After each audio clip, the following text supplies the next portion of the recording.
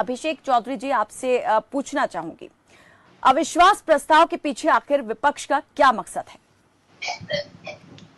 देखिए, धन्यवाद। सबसे पहले मैं एक बात कहना चाहूंगा कि ये प्रस्ताव के पीछे कोई बहुत बड़ा रीजन नहीं है। हम्म। ये एकजुटता की बात है, एकता की बात है हम्म। कि अगर सारा विपक्ष एक साथ आना चाहता है और मणिपुर की रक्षा करना चाहता है, तो मुझे समझ में नहीं आता कि इस पे इतनी बौखलाहट क्यों है। क्योंकि मणिपुर में पिछले दिनों में जो भी कुछ हुआ है वो किसी से छुपा नहीं है।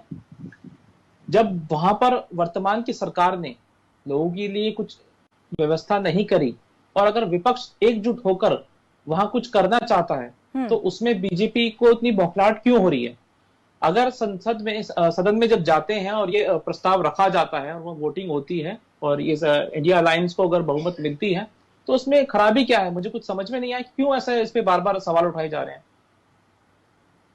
तो क्या इस अविश्वास प्रस्ताव के जरिए जो भावना है, जो लोगों की भावना है और विपक्षी दलों की भावना है सरकार के लिए, उसे सामने लाने की कोशिश की गई है? सरकार को गिराना नहीं, सरकार को जगाना इस अविश्वास का मकसद है?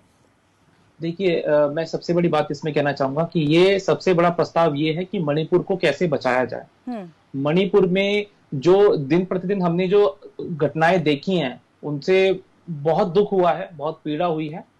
आप खुद एक महिला हैं, आप इस चीज को बखूबी समझेंगे कि जब हमने वो एक महिला की तस्वीर जब हमने देखी, वो वीडियो देखी, तो रूह कांप उठी उसको देखकर।